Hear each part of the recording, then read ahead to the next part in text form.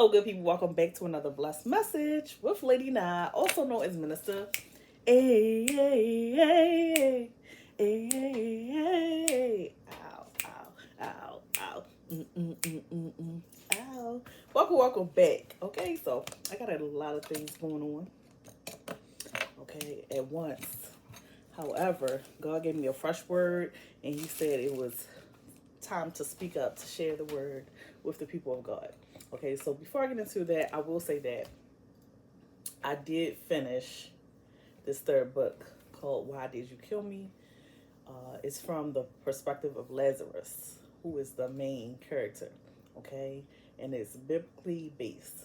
So it's a fictitious masterpiece. Okay, that's what I'm calling it. Yeah, so it's a work of fiction contrived from my mind. However, it's also a retelling of several biblical stories.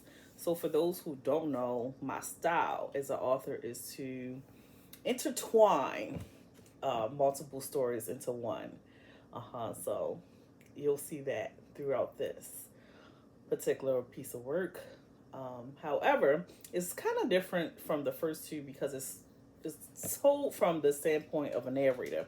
Again, it's told from the perspective of Lazarus, who serves as our narrator and main character.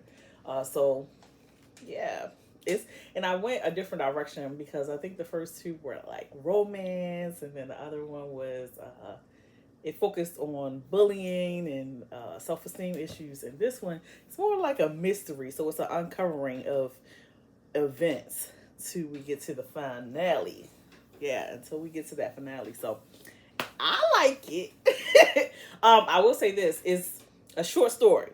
Now it's not a short story according to the standards of the industry because it's a little lengthy in that regard. But it's also not a novel because it didn't reach that level as well. So I guess it would be considered a novelette.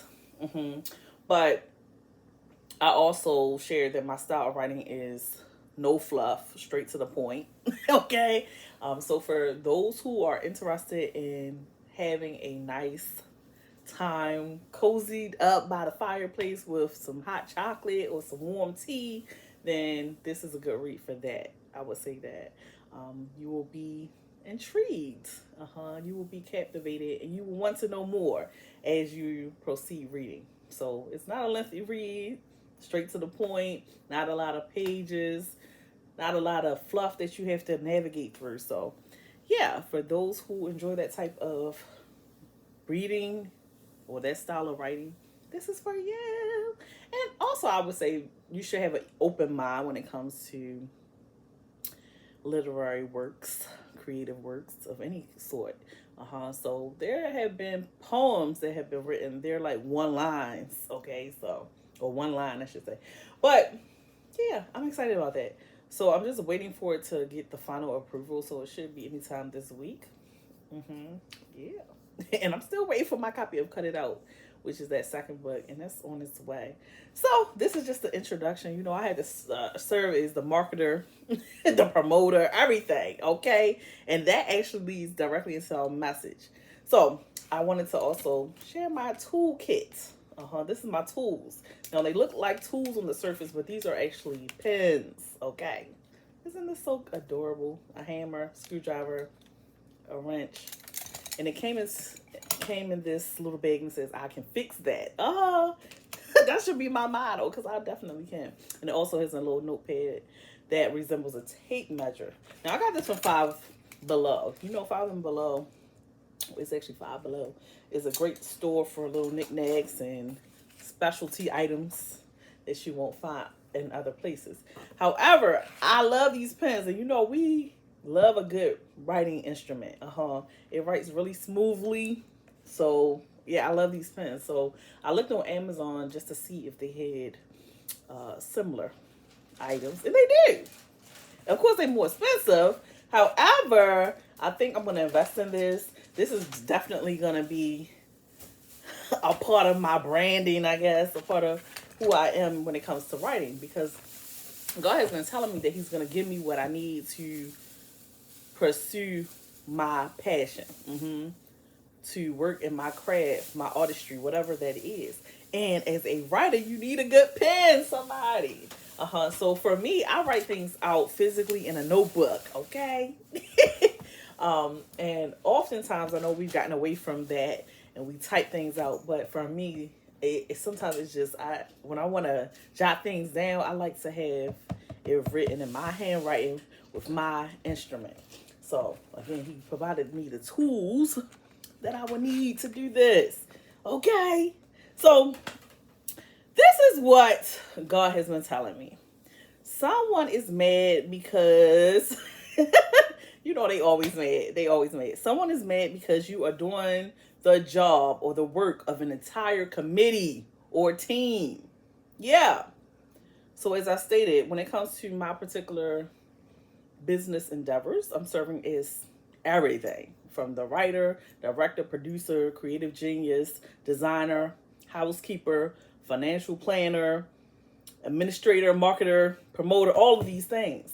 And this is someone else's testimony right now. You're serving as these individual positions. You're completing them all. You're doing it all. Yeah. And someone is mad at that because it takes about 20, 30, 50 of them to do the task that you have single-handedly completed. That's what God told me. That's the revelation. So again, it takes 20 people to do whatever you have done, whatever you're doing, whatever you're working on. And people are actually observing you and they're trying to figure out how you're getting it done. How do you even have the willpower or the stamina to complete these tasks?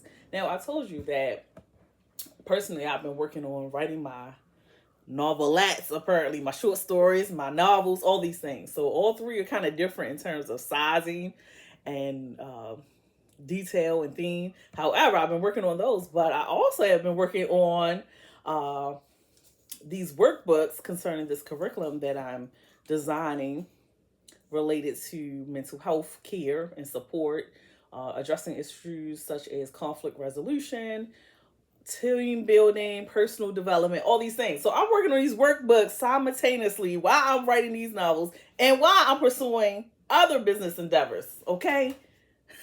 And I know people are like, how you get it done? Because I'm literally designing these workbooks from scratch. Like I have to put the tables in, design it, the outline. Anybody who does graphic designing, it's a lot of detailed work. And that is not something that I'm necessarily skilled in. However, God said he will provide the tools that you needed to complete the work, complete the mission. He will give you what you need. So I have been privy to some designer software that has been favorable to me. So I was able to complete these workbooks. But again, it's all of the things I'm working on, they all connect. And they also have the goal of enhancing the lives of others. Yeah. Making people better citizens. Not making them, but encouraging them to be better citizens and giving them the resources that they need to do so. That's the thing. So somebody needs to hear me right now. You have a talent, skill, ability. You have a certain craft that you're skilled at and you're working on and you feel like you can't make it. God will give you what you need. You just have to continue to be faithful to him. And trust him. Trust that he has your back and he's going to get it done. Okay? So if I was able to publish 3 books in the last 4 months, I looked at the dates, September, November, and now December, I know somebody can do it. And on top of that, complete 3 workbooks. Now, these workbooks are not as intense or extensive in terms of number of pages. So, the workbook is just that. You work on a particular skill. You get that skill. And that's it. But then you go back and you practice. So it's about 20, some of them are like 20 pages, 24 pages. And then our larger book, which is the foundation of this curriculum that I've been building, it's about 70 pages, something like that. I'm saying all this to say, again, God will give you what you need. Don't give up. Stay faithful. Stay focused. That's the thing. I think that you can get weary in the season. And I know that when it comes to creative endeavors. There's so many people working on so many projects right now. And again, someone is watching you and they're mad because not only are you doing the things that you said you would do, you haven't asked for their assistance, you haven't asked for their input, you haven't asked for their help. You just got it done. And you have completed tasks in record time. What I tell you, I just published books in the last 4 months of 2025. All 3. Okay? So again, the same tasks that take them 6 months to a year to plan, develop, and implement, you have been doing them or I should say, you have been completing them within 3 business days. I don't know why God gave me that number, but 3 business days. You have been done with whatever task you were working on, and you have moved on to the next within 3 business days while they're still planning and developing, brainstorming. You hear what I'm saying? They still preparing a release date, and you'd already released it. Somebody's going to catch that. So God wanted me to tell you, you are the David when it comes to tackling Goliath. Yes, you are David. Okay, remember, a whole entire army came up against Goliath, but could not defeat him. It took little old David to step up to slay the giant. David was the only one who could do it all by himself. No help, no support, no belief in his abilities. No one showed him that they trusted that he would be able to carry out this task. Everybody literally served as a skeptic in his life. Okay, that's the thing. But he was able to do it. And he didn't need a team. And he definitely didn't need naysayers and people discouraging him from completing the work that he knew he could do. He needed faith in God. Yeah. So let me get into the scripture. I hope somebody is catching this right now, because this is what God gave me. So 1 Samuel 17, we're going to skip around slightly because it's a lot.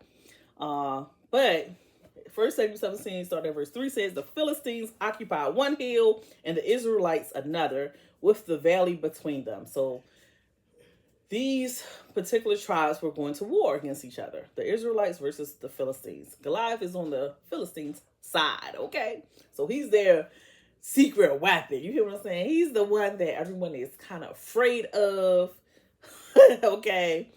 And you know, typically when you have a team or an army, you strategize. You want to have this L dude over here. This the one you don't want to mess with. He on L side. He on L team, okay? So that's what it looks like. So you'll find this in verse 4. It says, a champion named Goliath, who was from Gath, came out of the Philistine camp. His height was 6 cubits in a span. He had a bronze helmet on his head and wore a coat of scale armor of bronze weighing 5,000 shekels. On his legs, he wore bronze greaves, and a bronze javelin was slung on his back. So he was just bronze down. He just looked really intimidating, okay? His spear shaft was like a weaver's rod, and its iron point weighed 600 shekels. His shield bearer went ahead of him. Goliath stood and shouted to the ranks of Israel. So not only was he tall and massive, he had a mouth on him. Bullying at his fighter. Yeah, so he gonna come talk some mess again. He's inciting this fear into the Israelite camp. Goliath stood and shouted to the ranks of Israel, why do you come out and line up for a battle? Am I not a Philistine, and are you not the servants of Saul? Choose a man and have him come down to me.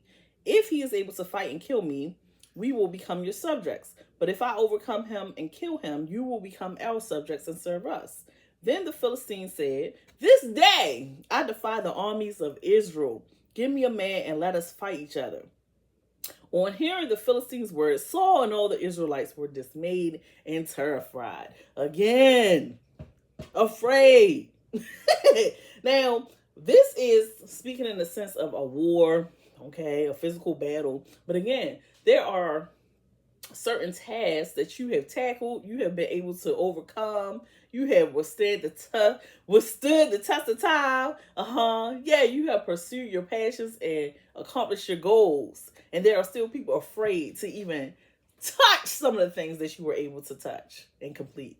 They are afraid to tackle anything that you even were able to successfully finish. Yeah. They said they're like, just like Saul and Israelites. They're like, I don't know if I could handle that. I don't think I could handle that stress, that pressure, the way that you were able to, the way you demonstrated to everyone around. We saw. We saw how difficult that task was, how challenging it was. And yet you were able to complete it. I don't even know if I want to get my hands mixed up in that. I don't even know if I want to start the project. I don't even know if I want to start a business. That's what somebody is saying right now. Like, Lady Nah, you doing all this single-handedly? I don't know if I can do it. Someone's doubting themselves right now. So in verse 12 it says, now David was the son of an Ephrathite named Jesse, who was from Bethlehem in Judah. Jesse had 8 sons in Saul's time. He was very old. So David, he was pointed out, one of Jesse's sons. He's the younger. So let's go to verse 16. For 40 days, the Philistine came forward every morning and evening and took his stand. So he's standing there proudly saying, bring anybody over here. They ain't gonna make me do it. So I'm gonna skip some of this, but Jesse commanded David to go meet his brothers to bring them food. So they're on the battlefield. They're fighting alongside the Israelites. Well, I don't know if you call it fighting, but they're standing alongside the Israelites, preparing for this battle with the Philistines. So David was just running errands, essentially. He was there to make sure his brothers were okay. He was there as a messenger on behalf of his father, just to check in, to say, okay, is everything good? You need anything? Those type things. No one expected David to actually step up and become the victor against Goliath. That was never the idea. That was never the thought, okay? And that's how it is whatever task you've been working on. Nobody thought you were going to complete the mission. They was like, no, I don't think, she ain't going to be able to do it. He ain't not going to be able to do that. Nobody expected your success. They said, like, nah, not going to write that, but we going to cast doubt her way. Make her feel inferior, make her think that she's incapable and she won't be able to do it. God said you're going to complete the work because you're a faithful servant. Block out the naysayers. Don't listen to what those people have to say about you. Yeah. And this is actually what David faced. So, let's go to, okay, so let's go to 22. David left his things with the keeper of supplies, ran to the battle lines, and asked his brothers how they were. Again, as he was talking with them, Goliath, the Philistine champion from Gath, stepped out from his lines and shouted his usual defiance, and David heard it. You know, sometimes when you're in the background, you really don't know what's going on when you've been shielded. But once you're exposed to stuff, you start questioning. Like, well, why is everyone afraid of this particular task? Why is everyone afraid of this particular giant? Because I don't have the same fear. I believe in the Lord Jesus Christ. I believe every word of God. I believe what he said when he said he's going to keep me and protect me from harm and danger. This was David's ideology. He's like, I believe in God. I don't know why you're afraid. So in verse 24, whenever the Israelites saw the man, they all fled from him in great fear. Now in verse 25, now the Israelites had been saying, do you see how this man keeps coming out? He comes out to defy Israel. The king will give great wealth to the man who kills him. He will also give him his daughter in marriage and will exempt his family from taxes in Israel. David asked the men standing near him, what will be done for the man who kills this Philistine and removes this disgrace from Israel? Who is this uncircumcised Philistine that he should defy the armies of the living God? Again, why are y'all so afraid of him? If we say we believe in Christ and nothing is impossible for Christ, then why should we be afraid? Because it looks a little hard, it looks difficult, it looks challenging. Why should we be afraid? It took David, little old David, to step up to slay the giant. And somebody's mad right now because it wasn't them. They were incapable. They failed the test. They dropped out of sight. They fled home. They ran back home because it got too hard. So, verse 28, when Eliab, David's oldest brother, heard him speaking with the men, he burned with anger at him and asked, why have you come down here? And with whom did you leave those few sheep in the wilderness? I know how conceited you are and how wicked your heart is. You came down only to watch the battle. Again, somebody is mad. It might be Eliab, okay, the older brother. Why are you here? Why I gotta be you? I know you just want to see me fail. Oh, I can't make this stuff up. So in 29, now what have I done, said David. Can I even speak? He then turned away to someone else and brought up the same matter, and the men answered him as before. So sometimes it's your own kinfolk. Prime example. Sometimes it's the people you least suspect that are preying on your downfall. They waiting for you to fail. They waiting for you to give up. They waiting for you to sink. Some of them are drilling holes in the boat so that you will sink. Somebody has to know that right now. So he's asking for insight. His own brother is unable to provide the necessary insight and guidance. However, the others there, they're sharing what's going on, essentially. Okay? So, verse 31, what David said was overheard and reported to Saul, and Saul sent for him. David said to Saul, let no one lose heart on account of this Philistine. Your servant will go and fight him. Little old David, somebody. Again, there was something, some endeavor that you were able to pursue and complete where others failed. That's what God told me. They are steaming mad because it's you and not them. That's it. Because, and God said, they either pursued it at one point and they weren't able to complete it, or they just were afraid to even go that route. Okay. So it's one of those two options. They tried it and failed miserably. Another, they just said, I think that's too much. I don't even want to go that way. Okay. So these are the two people that are upset right now. Then in verse 33, it says, Saul replied, you are not able to go out against this Philistine and fight him. You are only a young man, and he has been a warrior from his youth. So again, he's casting doubt. This is what these people do. Some people don't want you to finish, don't want you to complete, want you to fail because they can't do it. They are called haters. They look at you and say, ain't no way she gonna be able to do it. If I can't do it, I know she can't do it either. Ain't no way. And then there was others, and we mentioned this in previous messages, that were throwing out stumbling blocks, throwing out barriers, digging ditches so you could fall in them along the way. They were giving you misleading information. They were trying to misguide you, get you off course, distract you. Oh, they did so much so that you could fail. Okay? That's making it clear. This is the revelation God has laid on my heart. 37. The Lord who rescued me from the paw of the lion and the paw of the bear will rescue me from the hand of this Philistine. Saul said to David, go, and the Lord be with you. So initially, David is speaking. He said, the Lord who rescued me from the paw of the lion and the paw of the bear will rescue me from the hand of the Philistine. So he's speaking on the fact that he has fought lion and a bear and previously killed them, okay, when it was necessary. So he's saying that I'm not afraid of Goliath. I know my strength. I know my worth. I know my capabilities. I don't care who's saying what I can and can't do. I know me.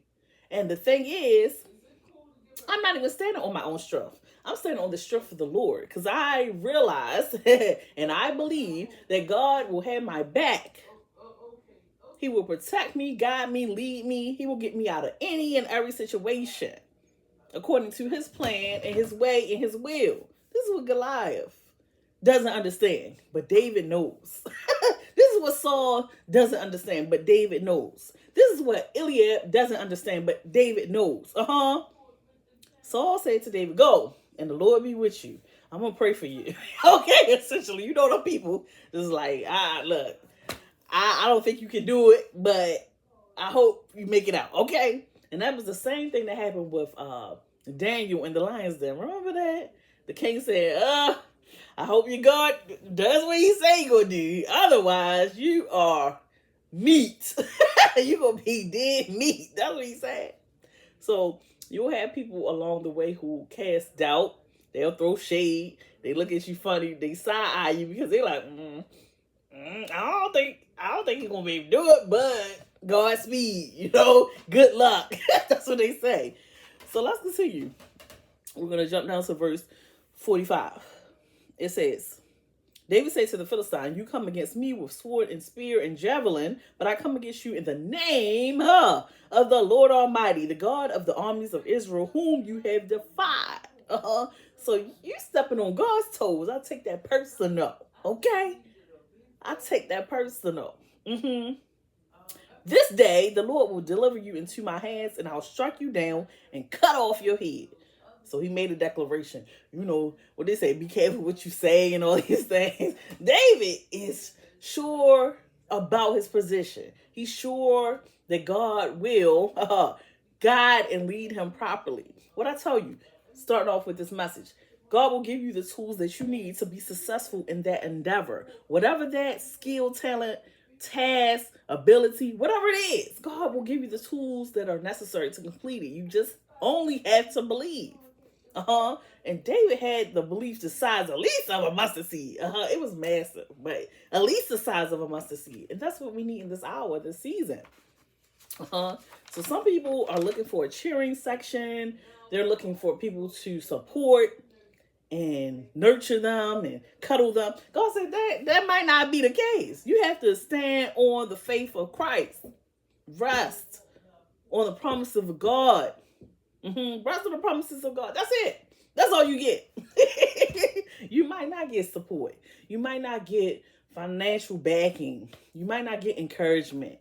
You might not get that pat on the back. You might not get a trophy or a certificate.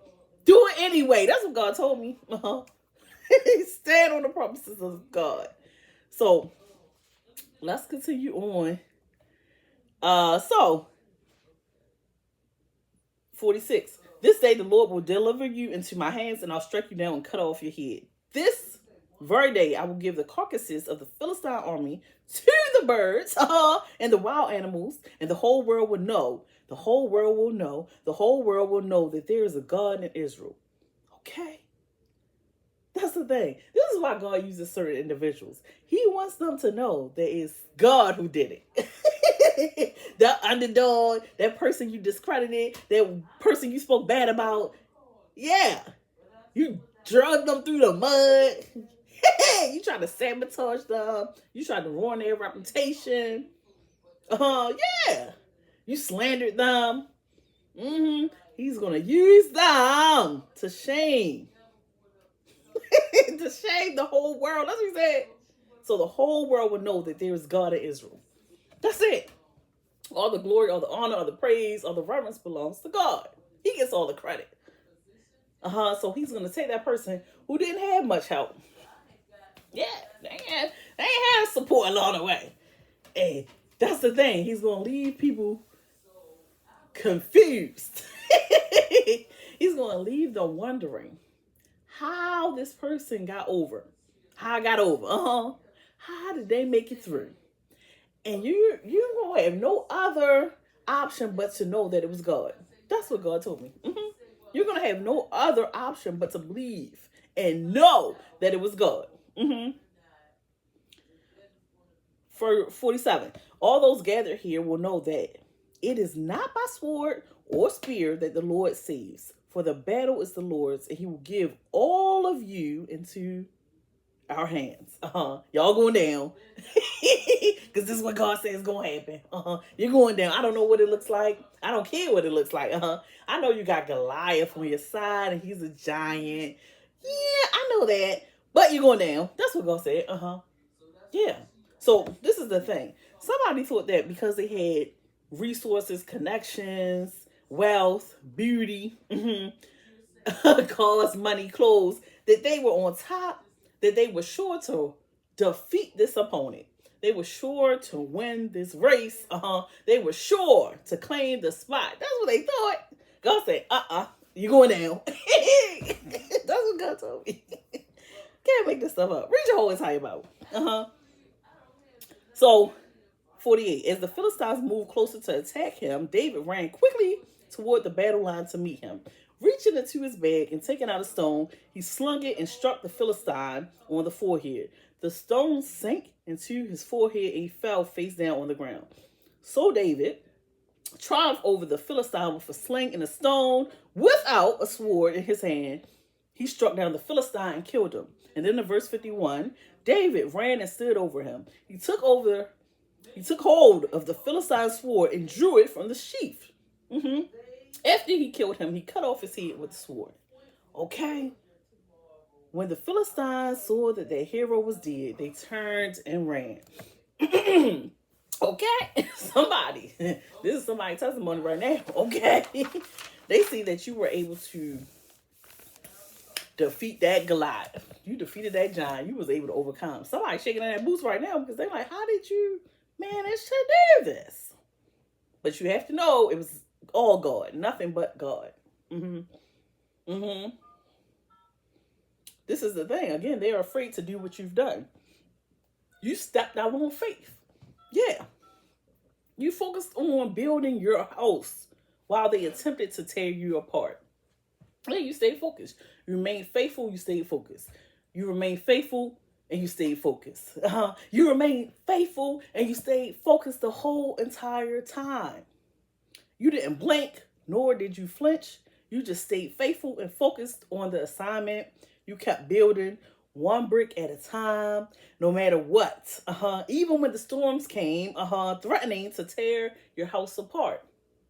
So every time somebody said something negative, every time somebody bumped into you, every time somebody tried to sabotage you, every time somebody tried to confront you, yeah, you kept building, even when the wolf came. Yeah, the big bad wolf came threatening to blow your house down. So there's always going to be somebody that we call a hater, also known as a motivator, that wants to interrupt God's plan. Yeah. They want to throw a monkey wrench into the plan so that you will quit, so that you will give up. Yeah, so that you will feel defeated. We went over the tactics of Satan quite in depth, okay? And we know that is a tactic of Satan to make you feel like you ain't qualified. You don't have what it takes. That's what they want you to feel. That's how they want you to appear to the world. Somebody attempted to make somebody look bad. Yeah. Yeah. Yep. Give me a second to drink. Sip. Water only. So you just kept right on building. You never stopped. You never quit. You never gave up on yourself. And you certainly never gave up on God. And this is the thing. You're not even done yet. This is only the beginning. Everything you went through was just practice. That was just practice. That's the thing. So it appeared like it was a lot.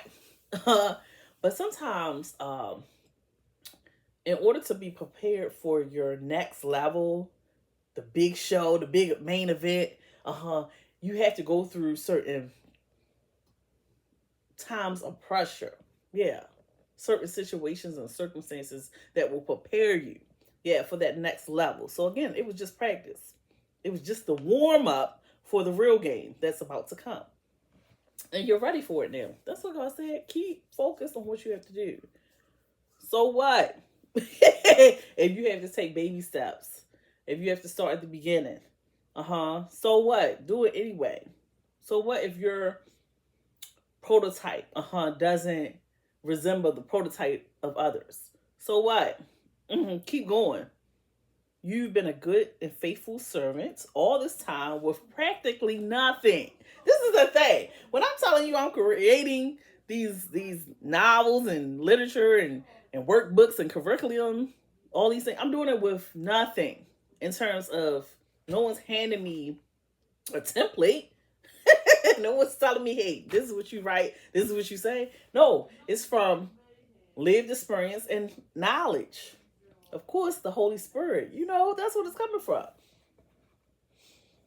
Some people, you just have a slingshot and some rocks. That's the thing. Use what you have.